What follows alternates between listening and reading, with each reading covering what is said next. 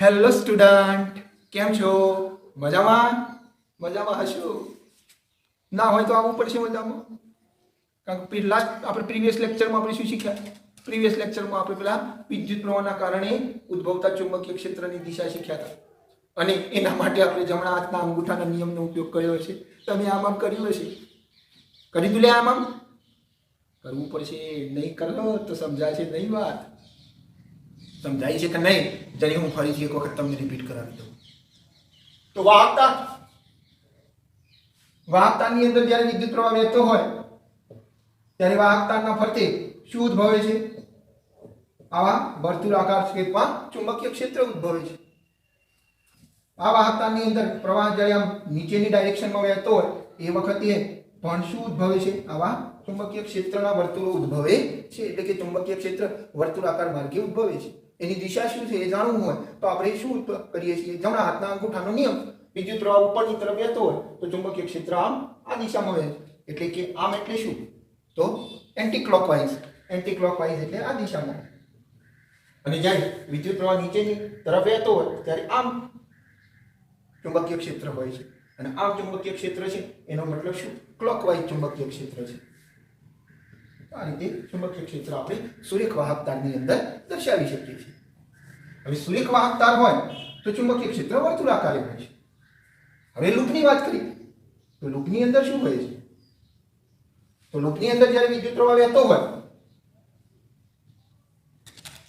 આ ડાયરેક્શનમાં ત્યારે ઉદ્ભવતું ચુંબકીય ક્ષેત્ર જોવું છે આપણે. વિદ્યુત પ્રવાહની દિશા કઈ છે? ક્લોકવાઇઝ છે. સમજાય છે ને? ક્લોકવાઇઝ દિશા છે. ક્લોકવાઇઝ દિશા એટલે સમઘડી દિશા.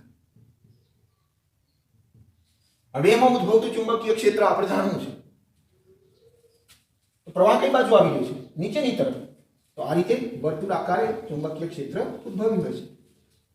અહીંયા પણ ચુંબકીય ક્ષેત્ર આ રીતે વર્તુળાકારે ઉદ્ભવ્યા હશે. સમજાય છે?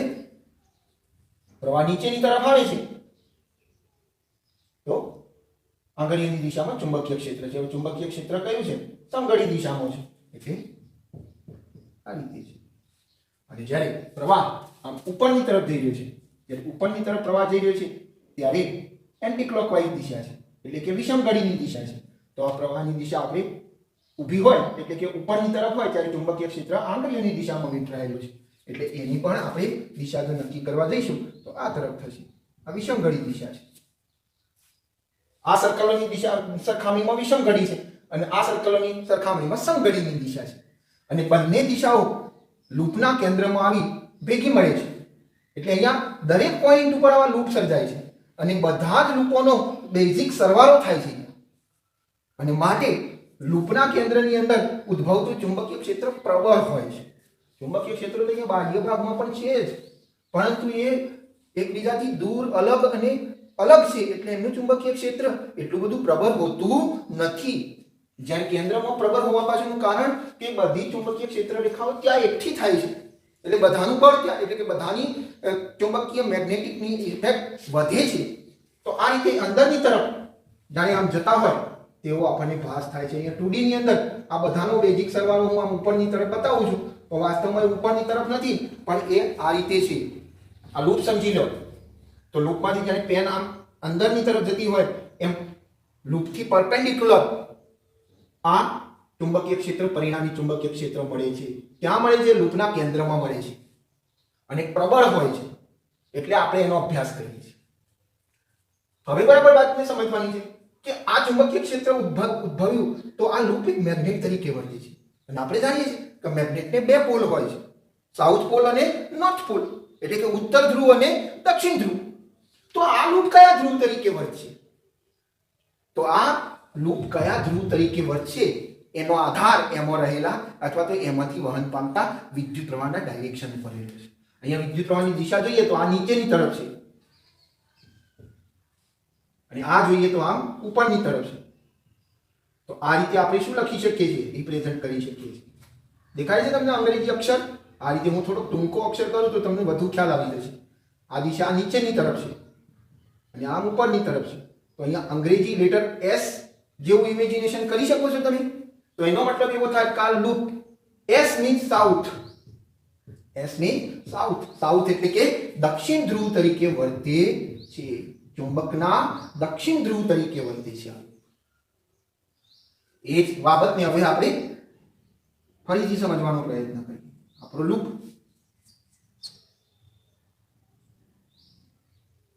હવે આ લૂપની અંદર વિદ્યુત પ્રવાહની દિશા હું ઉલટાવી દઉં છું તો વિદ્યુત પ્રવાહ હવે આ બાજુથી વહન કરાવીશ તો શું પરિસ્થિતિનું નિર્માણ થશે? અહીંયા પણ ચુંબકીય ક્ષેત્રના સર્કલો પેદા થશે. અહીંયા પણ ચુંબકીય ક્ષેત્રના સર્કલો પેદા થશે. અહીંયા હું અડધા દોરું છું પરંતુ એ સંપૂર્ણ જ છે, આખા એમ સમજી લેજો. તો અહીંયા હવે આપણે શાની જમણા હાથના અંગૂઠાના નિયમ પ્રમાણે જોવા જઈએ તો પ્રવાહ ઉપરની તરફ છે તો ચુંબકીય ક્ષેત્ર આમ આંગળીઓની દિશામાં હશે. એટલે કઈ દિશામાં હશે?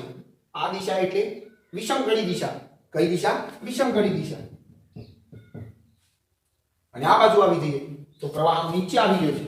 તો આવી રહ્યો છે પ્રવાહ આમ નીચે આવી રહ્યો છે. તો નીચે આવી રહ્યો છે તો નીચે આવી રહ્યો છે તો જોઈએ તો આ દિશા કઈ થાય છે? સમઘડી દિશા થાય છે. અને સમઘડી દિશા થાય છે એટલે પ્રવાહની ચુંબકીય ક્ષેત્રની દિશા આમ નીચેની તરફ થાય છે. તો બધી જ ચુંબકીય ક્ષેત્ર રેખાઓ કેન્દ્રમાં આવે છે ત્યારે ભેગી મળે છે અને એમનું પરિણામી ચુંબકીય ક્ષેત્ર આમ નીચેની તરફ હોય છે. મિત્રો નીચેની તરફ એટલે આ તરફ હોય છે. આ લૂપ છે તો આમ બહારની તરફ નીકળતા હોય છે, પરપેન્ડિક્યુલર હોય છે. આ લૂપ છે તો લૂપમાંથી નીકળતું આ ચુંબકીય ક્ષેત્ર પેનના જેમ લંબ હોય છે અને બહારની તરફ હોય છે. અહીંયા પણ પરપેન્ડિક્યુલર, અહીંયા પણ પરપેન્ડિક્યુલર હોય છે. અને પરિણામી બળ છે એટલે પરિણામી ચુંબકીય ક્ષેત્ર છે એટલે માત્રા વધુ છે. અહીંયા હવે જોઈ લઈએ તો વિદ્યુત પ્રવાહની દિશા કેમ છે? તો આમ ઉપરની તરફ વિદ્યુત પ્રવાહ છે, વહન પામે છે, અને અહીંયા આમ નીચેની તરફ વિદ્યુત પ્રવાહ છે. હવે એના જો આ બે છેડા હું અહીંયા જોઈન્ટ કરી દઉં તો જોઈન્ટ કરી દેવાથી અહીંયા એક અંગ્રેજી લેટર બને છે. એ લેટર એન લેટર છે. કયો છે? એન લેટર છે. માટે આપણને અહીંયા વિષમઘડીની દિશામાં શું વહે છે ભાઈ? પ્રવાહ વહી રહ્યો છે. ત્યારે આ લૂપ આપણને ચુંબકનો કયો ધ્રુવ દર્શાવે છે? N means north pole. N means north pole. North એટલે કે ઉત્તર ધ્રુવ. ચુંબકનો ઉત્તર ધ્રુવ તરીકે આ વર્તે છે. સમજ્યા? સમજાઈ બરાબર વાત? આવી જાઓ હવે શાના ઉપર આવી જઈશો? સોલેનોઇડ ઉપર. અંદર આપણી સોલેનોઇડ રચના છે. હવે આ સોલેનોઇડની અંદર આપણે ચુંબકીય ક્ષેત્રની દિશા નક્કી કરીશું. તો સોલેનોઇડની અંદર વિદ્યુત પ્રવાહનું વહન આ દિશામાં કરાવીએ તો ઉદ્ભવતા ચુંબકીય ક્ષેત્રની દિશા આપણે જાણવાનો પ્રયત્ન કરીએ.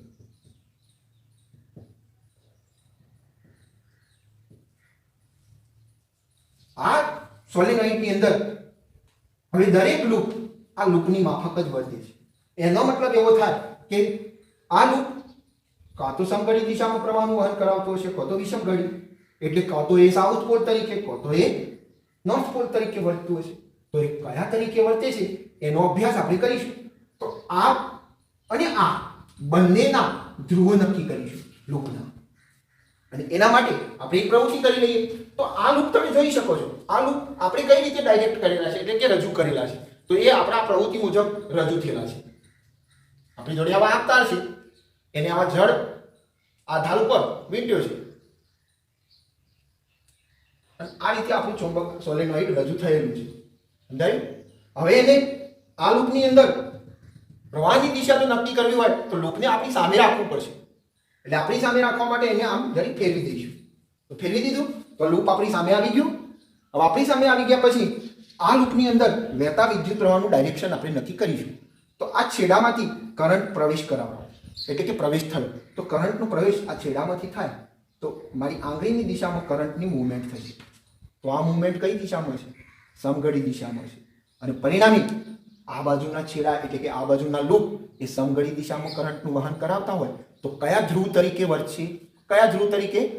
સાઉથ પોલ એટલે કે દક્ષિણ ધ્રુવ તરીકે વર્તશે. તો આ છેડો દક્ષિણ ધ્રુવ તરીકે વર્તશે. સમજી ગયા? હવે આ લૂપની અંદર વહેતા પ્રવાહની ડાયરેક્શન નક્કી કરવું હોય તો આ લૂપને આપણી સામે લાવવું પડશે. તો આ લૂપ એટલે કયું? પાછળ છે એ લૂપને આપણી સામે લાવવું પડશે. તો એને આમ મૂવ કરી આપણી સામે લાવવું પડશે. તો લાવી દીધું આપણી સામે. હવે બરાબર ધ્યાનથી સમજજો. આ લૂપ એ બહાર નીકળતું લૂપ છે એટલે કે કરંટ અહીંયાથી બહાર નીકળી રહ્યો છે. આ છેડામાંથી કરંટ બહાર નીકળી રહ્યો છે. આ મૂવમેન્ટ કેવી છે? ક્લોકવાઇઝ છે કે એન્ટી ક્લોકવાઇઝ? એટલે કે ઘડિયાળની દિશામાં છે કે વિરુદ્ધ દિશામાં? ફરીથી એન્ટી ક્લોકવાઇઝ, ઘડિયાળની વિરુદ્ધ દિશામાં. અને વિરુદ્ધ દિશામાં છે માટે આ છેડો શાના તરીકે વર્તશે? વિરુદ્ધ દિશા એટલે કે વિષમ ઘડી. વિષમ ઘડી એટલે એન્ટી ક્લોકવાઇઝ અને માટે એ નોર્થ પોલ તરીકે વર્તશે. કયા પોલ તરીકે? નોર્થ પોલ તરીકે વર્તશે. તો હવે તમારું ડાયરેક્શન નક્કી થઈ ગયું છે. આ છેડો કયા તરીકે? સાઉથ તરીકે. અને આ છેડો કયો? નોર્થ તરીકે વર્તે છે. એનો મતલબ એવો થાય કે આ ચુંબકના બંને ધ્રુવો છે અને બંને ધ્રુવો છે એટલે ગજિયા ચુંબકની માફક રિએક્ટ કરશે. અને ગજિયા ચુંબકની માફક રિએક્ટ કરે તો આપણે ગજિયા ચુંબકની અંદર ચુંબકીય ક્ષેત્ર જાણીએ છીએ. શું છે ચુંબકીય ક્ષેત્ર? તો n માંથી નીકળી ચુંબકીય ક્ષેત્ર રેખાઓ s માં પ્રવેશે છે. આ રીતે n માંથી નીકળી s માં પ્રવેશે અને અંદરના ભાગે s માંથી n તરફ હોય છે. તો અંદરના ભાગે n થી s થી n તરફ હોય છે.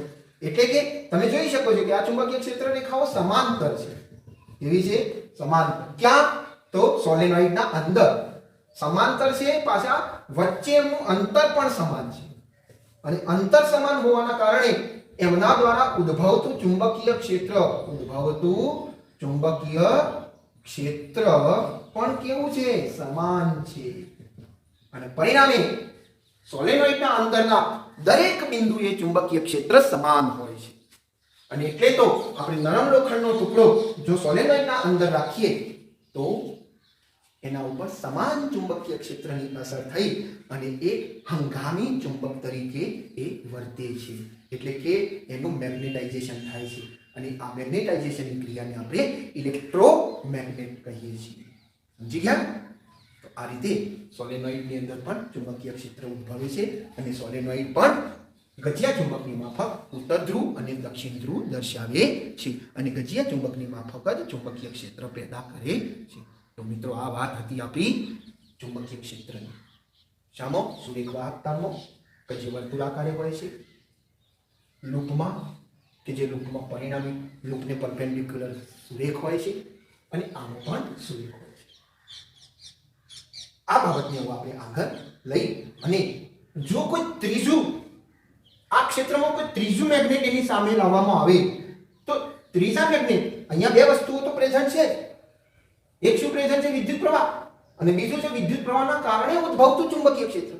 અને અહીંયા જો ત્રીજો મેગ્નેટ લાવવામાં આવે તો ત્રીજા મેગ્નેટના કારણે આ વાહક તાર ઉપર, પછી એ સુરેખ હોય કે લૂપમાં હોય, એ વાહક તાર ઉપર આ બંને મેગ્નેટોની પરિણામી અસરના કારણે વાહક તાર ઉપર, એટલે કે જેમાંથી વિદ્યુત પ્રવાહ પસાર થાય છે એવા વાહક તાર ઉપર બળ લાગશે. અને એ બળની અસરથી વિદ્યુત મોટર કાર્ય કરશે. અને એની સમજ આપણે નેક્સ્ટમાં શીખીશું. ઓકે મિત્રો, થેન્ક યુ.